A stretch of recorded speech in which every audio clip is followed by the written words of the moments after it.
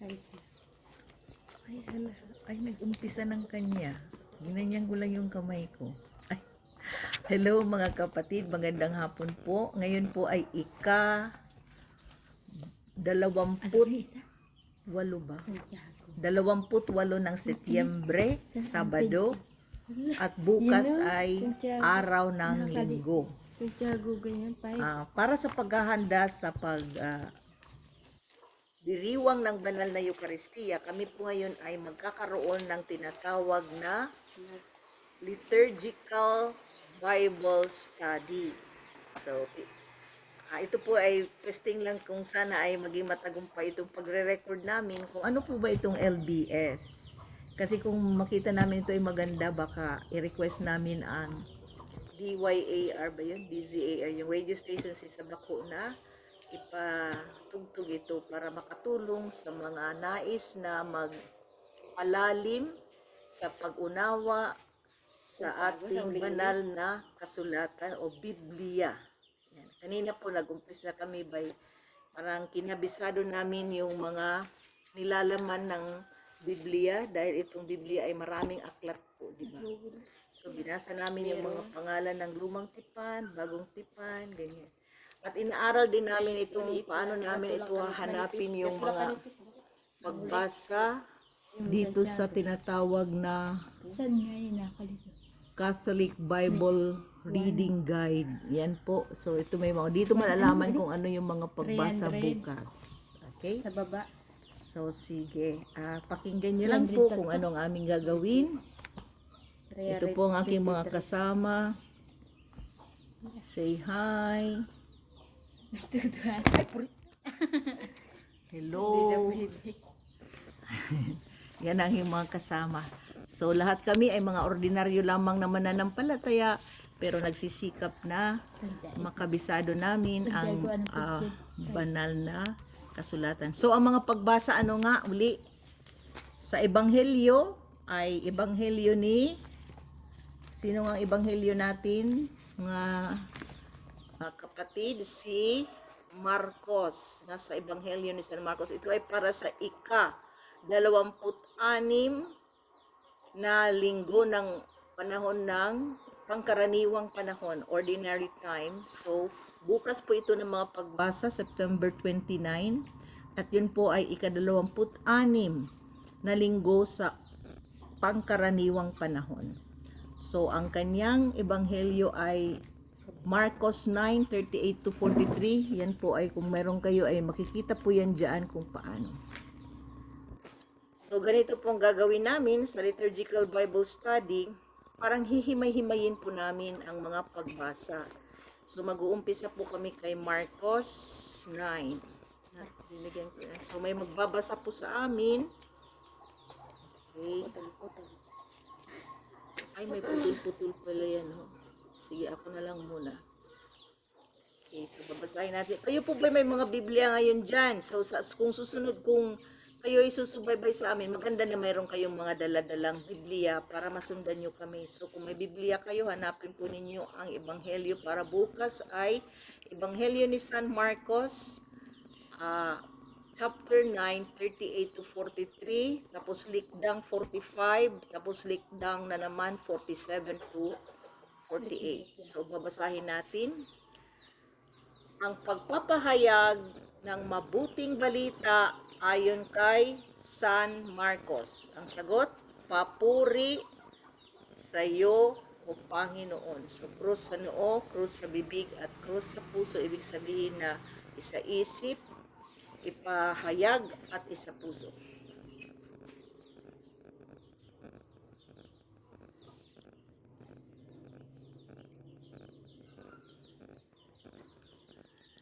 Sinabi sa kanya ni Juan, Guro, nakakita po kami ng isang taong nagpapalayas ng mga demonyo sa pamamagitan ng inyong pangalan. Pinagbalwalan namin siya dahil hindi natin siya kasamahan. Ngunit sinabi ni Jesus, huwag ninyo siyang pagbawalan sapagkat ang taong gumagawa ng himala sa pamamagitan ng pangalan ko ay hindi magsasalita ng masama laban sa akin pagkatapos gawin ito. Sapagkat ang sino mang hindi laban sa atin ay panig sa atin.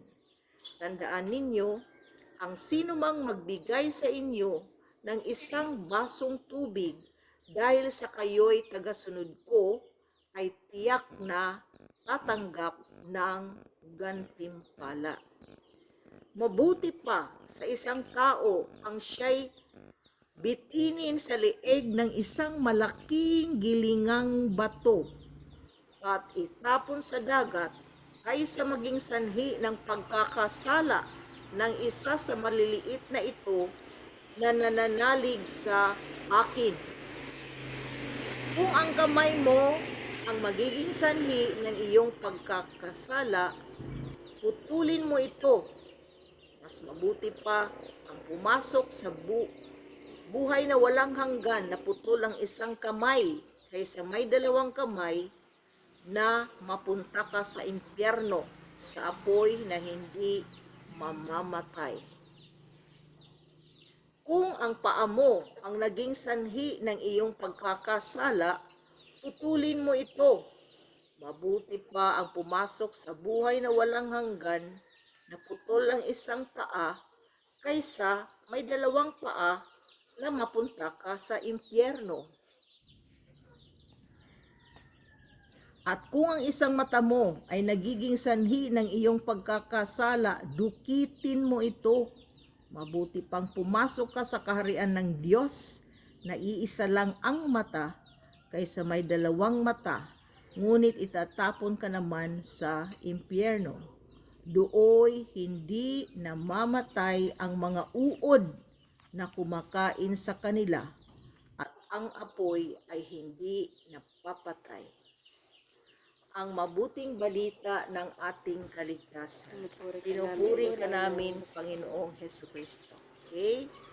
So sige, hihimay-himayin natin, no? Ang gagawin natin, magtatanong ako ng mga katanungan na ang sagot ay nandito lang din sa ating binasa. For example, sa verse 38.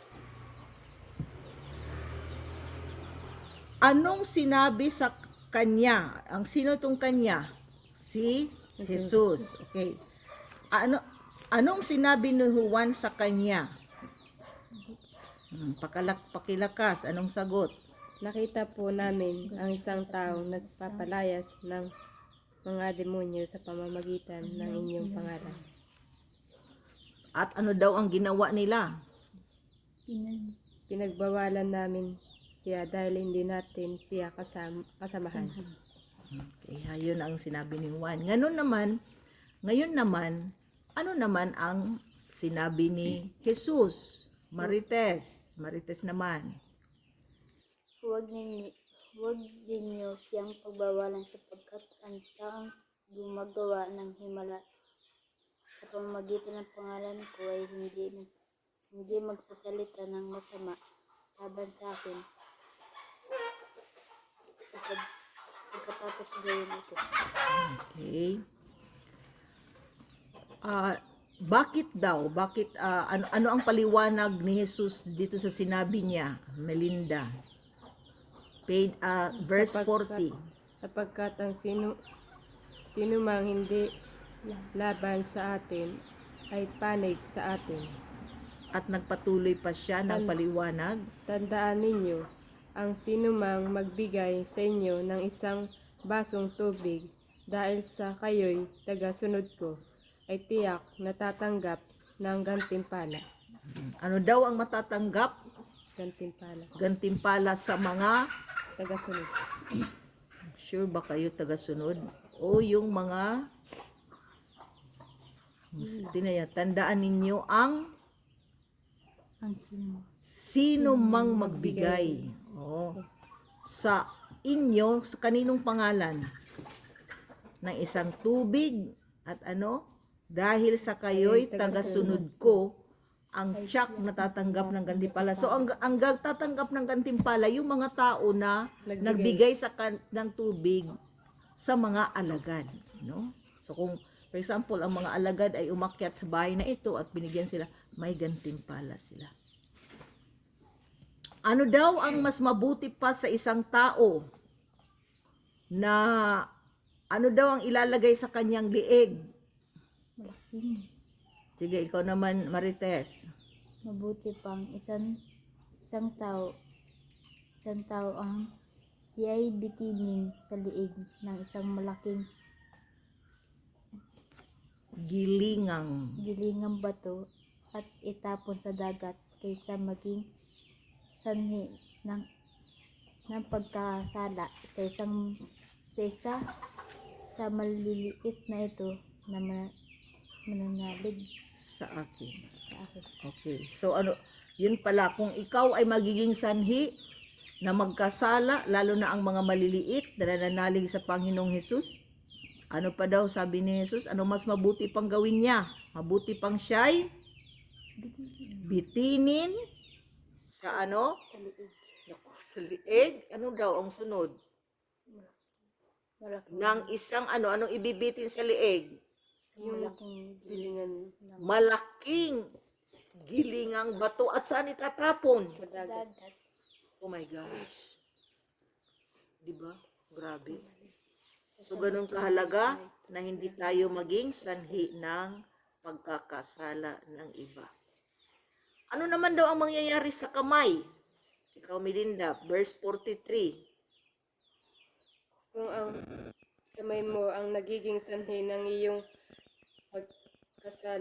pagkakasala, putulin mo ito, mas mabuti pa ang pumasok sa bahay ng walang Sa buhay. sa buhay na walang hanggan na putol ang isang kamay kaysa may dalawang kamay na papunta ka sa impyerno sa apoy na hindi namamatay. Diba parang napakasaklap, no? So, parang ano pinapakita dito sa atin na hindi talaga maganda ang gumawa, nang gumawa ng pagkakasala. Kasi kung gagawa ka rin lang, mas mabuti pa daw. Oh my God, ano to? Napakatindi ng pagkasalita, no? Pumasok sa, ay ano yun? Kung ang kamay mo ang magiging sanhi ng iyong pagkakasala.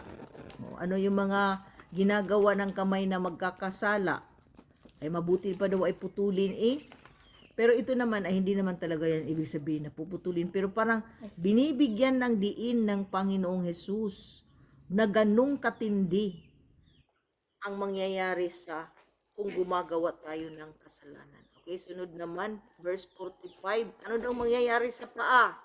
Putulin din. O yan, ganun din, putulin din kung siya rin ang sanhi ng pagkakasala. Ano pang isang sa may 47? Ano mangyayari sa mata? Grabe, kung magiging sanhi ng pagkakasala ay dukitin. Kasi mas mabuti pang bulag ang iyong mata, diba? Mas bulag kaysa may dalawang mata, ngunit itatapon ka naman sa impyerno. Ano nangyayari? Oh, sige.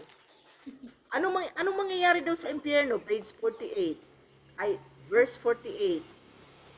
Dooy hindi namamatay ang mga na kumakain sa kanila at ang apoy na hindi napapatay. Oh my God. So, anong inyong nararamdaman ngayon sa narinig ninyo itong ebanghelyo? Wala. Wala kang nararamdaman? Anong gusto mo bang pumunta ka sa impyerno? Ayaw. Kundo nararapat. Sige, walang problema. Desisyon mo yan, no? Hindi naman tayo pinipilit ng Panginoon. Sinasabi niya lang, yan ang mangyayari. Pero may kalayaan tayo na sundin ang ating kalooban. Magkasala tayo kasi anong pakialam ko kung sa impyerno? Eh, di sa impyerno Ba't ako magpapakabuti? Kung para sa akin ang impyerno, parang yun ang ibig sabihin nun. Na parang wala tayong pakialam sa mangyayari sa impyerno. Okay. Pero hindi naman siguro, lahat naman siguro tayo ay nais maging Nalilinis mabuti. pa naman yung sa Yung sa gitna ng purgatorio. Purga. Purgatorio. Purgatorio. Basta yun. Kung may magdadasal sa iyo, kung wala, Oo. paano? Meron Kasi naman. ikaw, wala ka nang magagawa doon. Kasi Ah. nandun ka na eh. Ang makakaahon daw sa iyo, yung mga buhay. Oo. Oh. Lahat naman, o kahit yung mabuti. Kung wala ding magdasal baka. Oh, wala na. Hindi na sila Nakikita naman sa kandila eh. Pag Ha? Nakikita namin, nalalaman na sa kandila Kung? nakakit na sa langit. Anong mangyayari sa kandila? Hindi na naluha yung kandila. Pag nagdasalo kami, sinasabi namin. Yung una nga naman, tama nga, dahil sinusubaybayan din no namin. Pag bago pa lang pagkamatay, yung tuduluha, naluha pa daw siya na So, ibig sabihin, para hindi niya nasa patanggap ang pagkamatay o niya. pag ganun na hindi patanggap, matagal pa bago mga ilang taon pa bago ulit. Yung parang Parang wala na maayos talaga. na, oo. O na walang tulo na. Oo. Okay, so yun ang inyong paniniwala. So, ganun sa amin. Pag kami nagdadasal, bahay-bahay. Meron lang akong ikwento kasi meron isang kabataan, kasamahan ko. Nagtangka siyang putulin ang kanyang kamay. Di shock kami, ha? Si ano? Oo, kasi siguro nagkasala yung kanyang kamay kasi nabasa niya itong pagbasa na ito. So, gusto niyang putulin ang kanyang kamay. Yun ba ang ibig sabihin nito? Hindi man. Sige nga, anong explanation ninyo? Talaga bang puputulin natin ang Ang- mga kamay? Para sa akin, Sige. hindi man ang ibig sabihin na kailangan mong putulin ang kamay mo para lang mawalang Oo. parang sa akin kailangan mo lang uling parang linisa o baguhin ang iyong sarili. Yes. Para Oo nga. Pero ang tanong ko paano kung hindi mo alam na kasalanan? nasa, Kaya mahalaga na alamin natin ang ating sarili. Kasi may mga tao na hindi nila alam na kasalanan nila eh. Patuloy lang nilang ginagawa kasi walang nagsasabi sa kanila. So, saan tayo kukuha ng aral tungkol sa mga ganyan? Di ba sa Yes, sa banal na kasulatan kasi nakalagay diyan anong mga dapat nating gawin. Ikaw naman Marites, ano yung iyong nararamdaman dito sa ating pagbasa? Sabi mo kanina natatakot ka. Natatakot ka ba sa impyerno? Pero parang hindi pa sumasagi sa ating isip yan, no? Yung impyerno. sa video nila mainit. Ito nga nakalagay nga dito na may May ano mga yun? uod. Mga uod ang kumakain sa kanila. Tapos Tapos, paano yun? Nagkakasala pa ba tayo ngayon? Oo, nagkakasala pa tayo. Anong gagawin natin para mabawi natin yung pagkakasala? humingi ng tawad. Yes. Yun lang naman ang importante kasi alam naman ng Panginoon na tayo ay marupok, no? Madali tayo magkasala pero naunawaan niya pero dapat tayo rin ay may gawin at yun ang humingi ng patawad.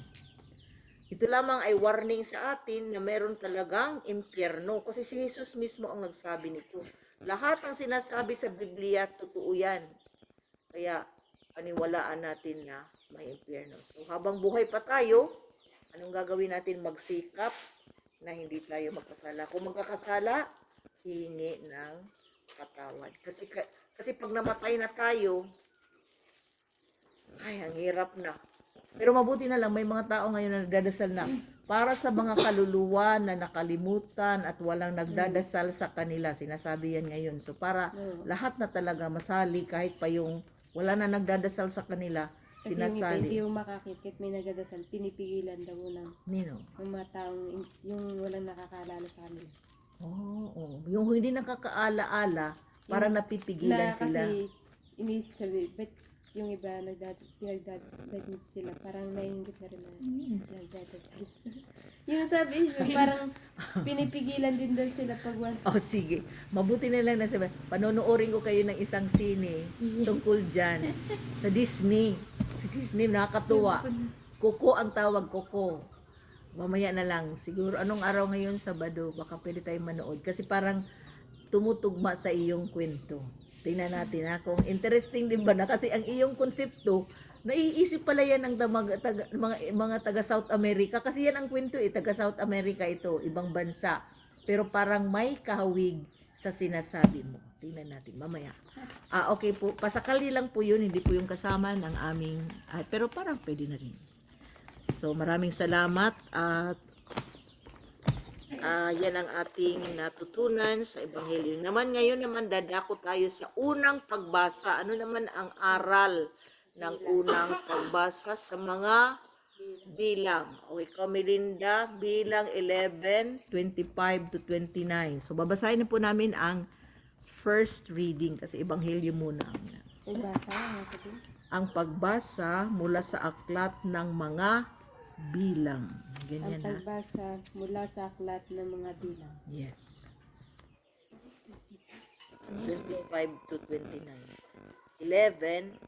Bumaba Kita mo si na. Yahweh sa lupa. Teka sandali kasi si Marites hindi niya pa nahahanap para magbasa niya rin. 25 to 29. Siri, go. Bumaba si Yahweh sa ulap at kinausap si Moises. Binahaginan nga niya ng Espiritu ang 70 matatandang pinuno tulad ng ibinigay niya kay Moises. Napuspos sila ng kapangyarihan at nagpropesiya, ngunit hindi na nila ito muling nagawa. May naiwang 2 pinuno sa kampo. Eldad ang pangalan ng isa at Medad naman ang isa. Tinawag silang kasama ng 70, ngunit hindi sumama. Gayunman, binahaginan din sila ng Espiritu ni Yahweh. Kaya nagpahayag din sila tulad ng mga propeta sa loob ng kampo. May isang binatang tumakbo kay Moises at nagsabi, nagpapahayag sina Eldan at Midan sa kampo. Dahil dito sinabi ni Josue na anak ni Nun at lingkod ni Moises. Patigilin po ninyo sila. Ngunit sinabi ni Moises, nangangamba ka ba sa kapakanan ko? Gusto ko ngang maging propeta at mapuspos ng Espiritu ni Yahweh ang lahat ng mga Israelita. Ang salita ng Diyos. Salamat sa Diyos. Okay? Dito pa lang, hindi pa natin nahimay-himay, may nakita ba kayong kaparehasan sa sa Ebanghelyo at dito? Anong kaparehasan niya? Yung Anong pareho? yung pagpapahayag ni na Eldan at Medad. na may gusto ding patigilin ni Nun ba yun? Hindi, Ano yung basa doon? Nun. Josue. Anak ni Nun. Anak Oh, ni yung gustong patigilin. Ganun din po, 'di ba, yung ginawa ng mga alagad ni Jesus na tumatawag ng para lang mapalaya sa Espiritu, tinatawag yung pangalan niya. So may kaparehasan kasi ito din. Pero ano ang isa pang pareha? Ano ang sagot nila ni Jesus at ni Moises? Ikaw naman, Marites. Anong sagot ni Moises sa 29? Ang sinabi niya? nangangamba ka ba sa kapakanan ko? Gusto ko nang maging propeta at mapuspos ng Espiritu ni Yahweh ang lahat ng mga Israelita. Sige nga. Israelita. Yung mga taga-Israel. Ang tawag sa kanila, Israelita. Sinakop ng mga Egypto. So, ito sila Josue, ang sabi, "Psst! Tigil. Tinigilan. Pinagutos na patigilin. Patigilin po ninyo sila. Pero ang sabi ni Moises, Nangangam. No. Hindi kailangan na patigilin kasi ano daw gusto niya? Na sana Maging isang maging propeta at mapuspos ng espiritu ni Yahweh ang sino? Ang lahat ng mga mga Israelita. Israelita. Meron ba kayo nararamdaman na ganyan minsan na sa simbahan natin na, Stoy, huwag kayo magganyan. Ano, yung hindi ko sabihin. Huwag maingay. Okay lang yung maingay, pero yung for example, naggaganyan ka, nagpapahayag ka ng mabuting balita Wala sa naman. ngalan ni Jesus, wala naman tayo Wala nararanasan yan. Kasi lahat naman tayo ngayon ay mulat na bawat isa sa atin bilang mga binyagan ay may karapatan na magpahayag ng mabuting balita. So, sa iba-ibang paraan. Okay, balik tayo sa 25 ba yun? Sino ang bumaba sa ulap at kumausap kay Moises? Yahweh. Yes, si Yahweh. Ano ang ibinahagi? Ang Espiritu para kanino? Kung Pitumpong matatandang pinuno katulad din si Moises. kay Moises. So si Moises, binahaginan ni Yahweh ng Espiritu. Ganon din yung 70 Matatanda. matatandang pinuno. Siguro 18 lang.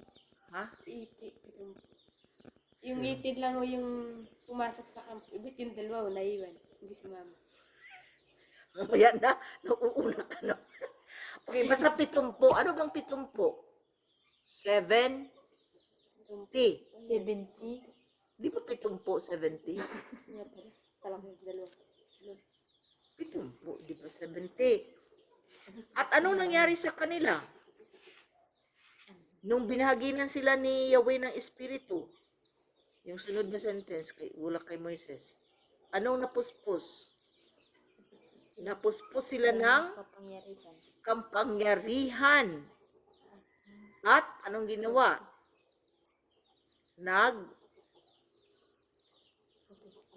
Alam niyo ba kung nasaan ako? Dito sa verse 25. Propesiya na. Oh, yan, propesiya. Okay? Napuspos sila ng kapangyarihan at anong ginawa? Nagpropesiya, ngunit hindi nila ito muling nagawa. Oh, nawalan sila ng power. Dahil sa dalawa. Ha? Ganun ba? Wala namang sinabi. Joke lang. O, joke lang daw, joke lang. Kaya naman kayo. Sino ang naiwan sa kampo? Si Eldad Pineda. Si Eldad Kinidad. at si Medad. Anong ginawa sa kanila? Binigyan din. No? Tinawag Tinawag sila silang kasama ng 70. Ngunit hindi sumama. Gayon man, binahaginan din sila ng Espiritu. ni Yahweh. Kaya nagpahayag din. Tulad ng Ang ganda niyo pala. Ate, sandali ha. Di ba may 70? Mm. Tinawag itong dalawa. Pero hindi naman sumunod. So kahit hindi sumunod, nabigyan pa rin ba sila ng espiritu? Yes. At nagkaroon din sila ng kakayahan na magpropesiya. Tulad ng propeta sa loob ng kampo. At anong nangyari sa isang binata? Verse 27. May isang binatang tumakbo kay Moises. At parang siyang nagsumbong. Anong Nagpahayag. sumbong? Sila, Eldan at Medan sa kampo. Dahil dito, sinabi ni Josue. Josue, Nanak na anak ni na lingkod ni Moises. Patigilin po ninyo sila. Pero hindi naman yan sinunod ni Moises. Sabi niya, hindi! Mas maganda nga na lahat ay magpropesiya, maging propeta ang lahat ng mga taga-Israel. Nahalata niyo minsan, no? Minsan ang mga alagad ng simbahan, yun pa ang nagiging hadlang baga. Parang bawal, hindi ka pwede magganyan kasi ikaw ay ganito. Patigilan. No, patigilin. Di ba ito sila, ito mga alagad ito ni Moises, sila Josue. Patigilin nyo sila. Ay, pero hindi naman pala yun ang kalooban ng... Okay. Sige. Yun ang nakita nating kaparehasan, no? Na pareho sila, pinigilan. Pero ang sabi ni Jesus at ni Moises, okay lang. Maganda nga na ginagamit nila ang pangalan ko. Kasi kung ginagamit, sabi ni Jesus, kung ginagamit nila ang pangalan ko, hindi sila kalaban ko kasi ginamit nila hindi sila magsasalita ng masama sa akin kasi ginamit nila ang pangalan ko. So, yun ang kaparehasan.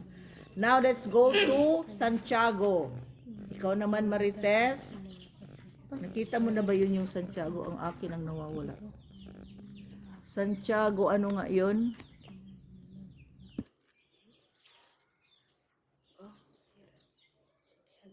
5, 1 to 6. Sige nga, ang pagbasa mula sa... Hindi. Tingnan mo to.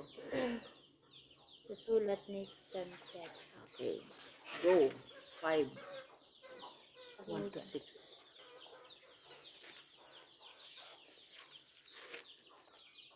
Pakinggan ninyong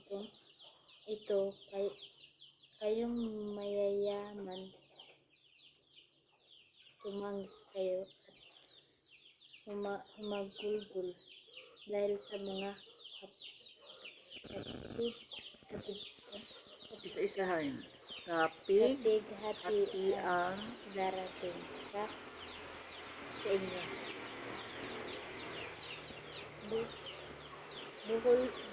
bukol o bulok. Sige, go. Bulok na inyong mga kayamanan at kinakain na ng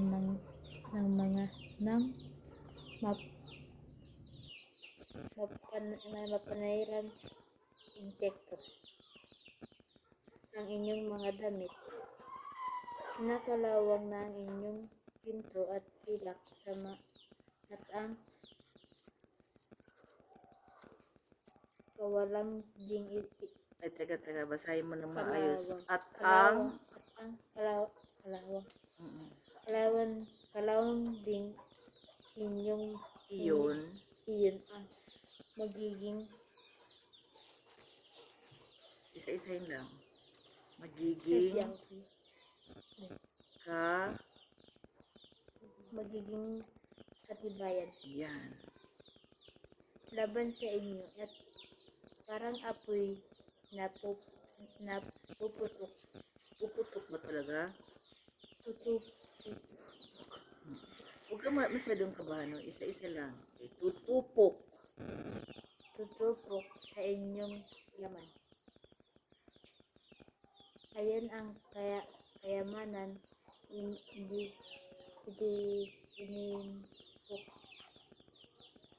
inimpok ninyo para sa mga huling araw.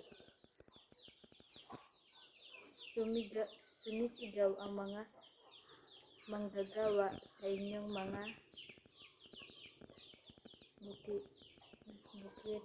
bukirin dahil hindi ninyo binigay ang kanilang mga sahod.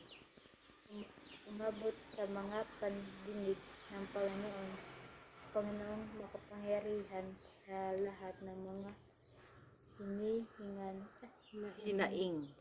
ng mga mang-aani sa inyong Inapi. inapi.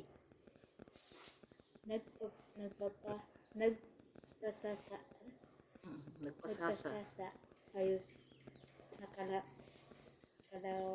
Ya. kalayawan at karangyaan doon dito sa lupa.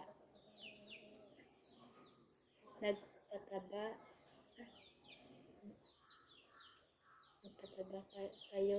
kayong parang mga hayop na nakatayin.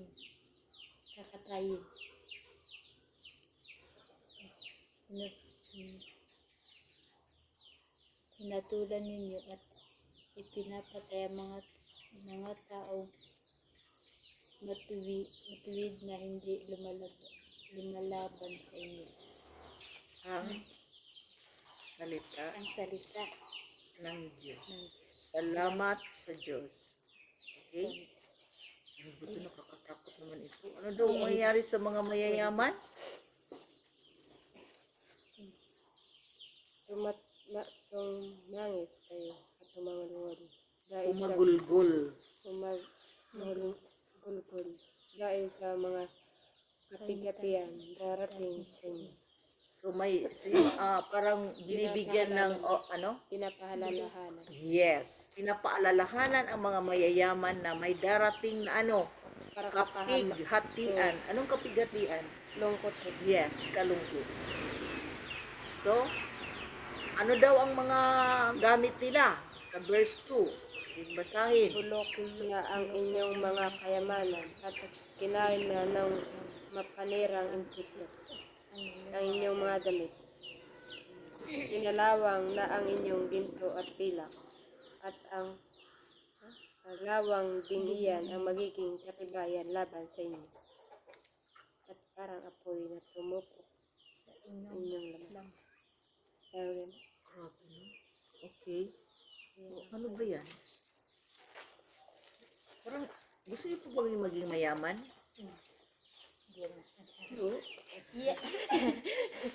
Minsan lang. Pero mayaman na. Ito Sige. kasi yung sadyang mayaman na ho sila. Yung simula pagkabata, may kayamanan na. Oh, tapos, pero ano ang ugali nila? Sige, Masama. sunod. Sige, sa sunod. Ano, sige. Sumigaw ho. Sige, oo. Yung sa sumigaw na po. Sumigaw ang mga manggagawa sa inyong mga bukirin dahil hindi ninyo binigyan ng kanilang mga sahod. Oh, so, yun ang mga ugali nila. Oh, So, anong mga ugali nila? Hindi nila binibigyan ng sahod. ng sahod ang kanilang mga manggagawa sa kanilang mga bukirin. Ano pa? Umabot na sa pandinig ng Panginoong mapangyarihan sa lahat ng mga hinahin ng mga mag-aani at inyong ina. Na inyong inapi. Kaya, ano daw? Ano pa ang ginawa ninyo? Alam nyo bang ibig sabihin nagpasasa? Oh, yung Parang, parang sobra-sobrang panggastos, ganyan. Ano daw ang Nagpasasa. sila ng ano? kayo ng kalayawan. Anong At kalayawan? kalayahan.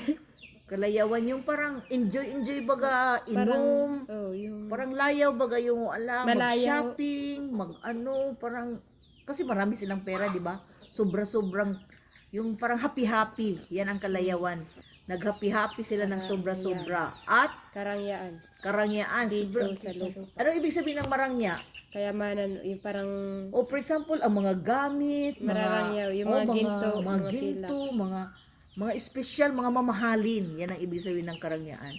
Tapos, anong mga dito sa lupa? Okay, nagpasasa na kayo ng kalayawan. Enjoy na kayo. Mga karangyaan na sa inyo na. So, anong susunod? nagpataba kayong parang mga hayop na kakatayo. Kasi siguro maraming pagkain, kaya pataba sila. So, Inatulan ninyo ang At? ipinapatay ang taong matuwid na hindi lumalaban sa inyo. ayan ang mga, kumbaga ito yung kapalaluan. Alam niyo yung kapalaluan, yung pagkasobra-sobra baga ng mga mayayaman. Kasi hindi naman masama ang maging mayaman. 'Di ba? Kaya pwede tayong maging mayaman. Huwag lang tayong gumawa nitong mga ginawa nito. Kaya kahit mayaman ka, simple pa rin ang iyong buhay para mas marami kang ibahagi, for example, sa family. For example, ikaw Marites, meron ka ng sari-sari store. Huwag pa rin kalimutan ng Yes. yung parang tumulong mo sa atin. Parang nabanggit mo na yan dati, na-share mo na yan na huwag nating kalimutan ang ating mga magulang. Kasi baka hindi mo napapuntahin ang nanay mo sa bahay ninyo kasi ang iyong sopa, gold na ang iyong upuan. Huwag na kayo pumunta. Uy, mga kayo tay, ang dudungis ninyo, huwag kayo dito sunod ko ha. Baka sabihin, Kasi mayaman na ako, may kotse na. Ay, naku, huwag kayong sumakay, mag-tricycle na lang kayo kasi baka madumihan itong tricycle ko. Ay, itong kotse ko. Tumatawa ka ha. Alalahanin mo ito pag limamang ka, baka mangyari ito sa iyo. Dapat maalala ninyo anong nangyari. So, ngayon, sa lahat ng mga ating narinig, ano ang pinaka parang may dating sa inyo? Mula pa sa Ebanghelyo, yung kay Moises, at saka ito. Anong mga may sumagi ba sa inyong puso?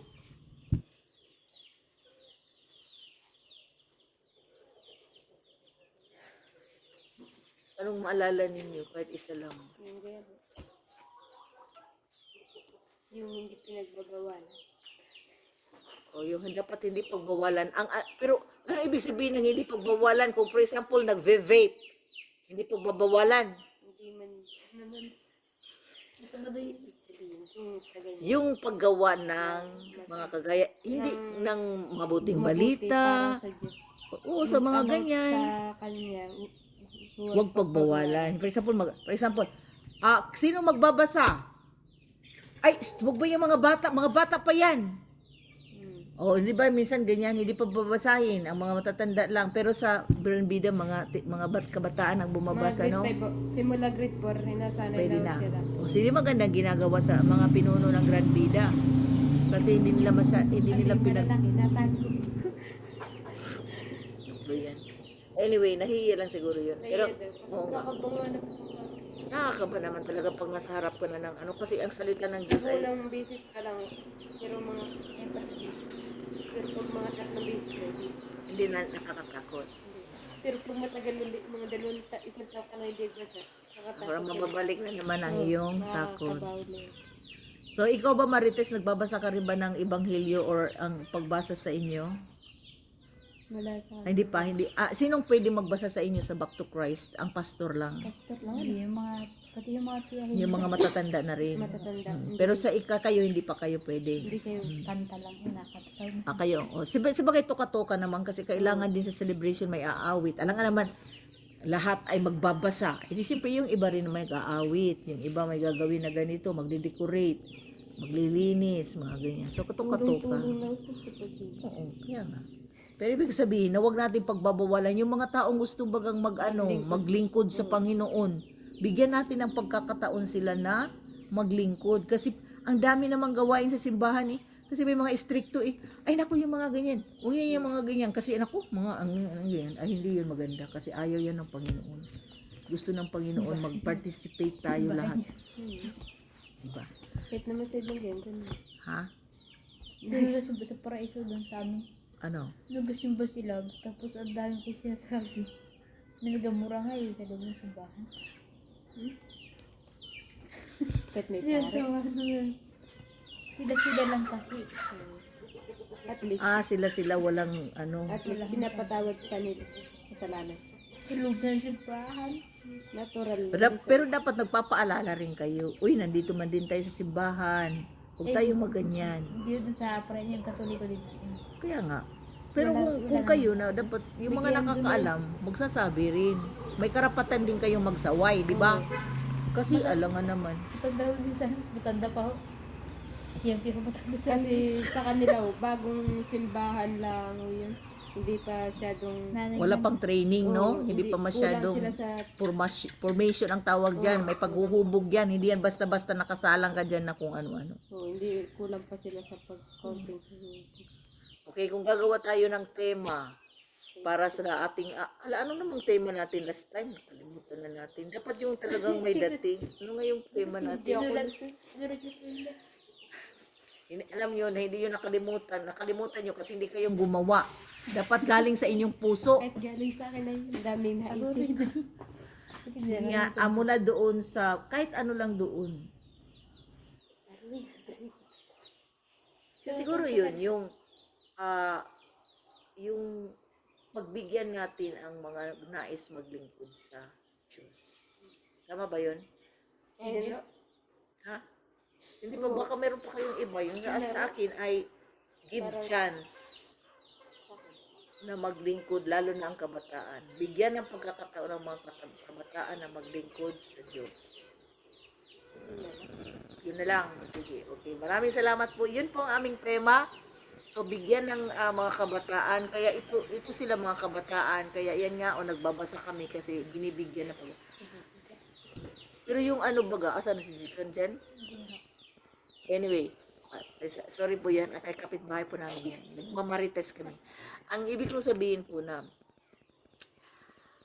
para ako tinamaan actually ako doon sa mga damit na hindi na na ano yun, kinakain na ng mga insekto. Kasi dapat siguro, kasi ngayon, ang linalaban ko lang ay 3 damit lang, balik-balik. So, hindi ko na kailangan yung mga bulto doon ng mga labahin, kaya dapat pag nalabang ko yun, pamimigay na talaga yun. Yun, itong pagbasa ngayon ang naging aral po sa akin na huwag mag-impok ng marami kasi hindi mo naman magagamit yun lahat. Anong useless?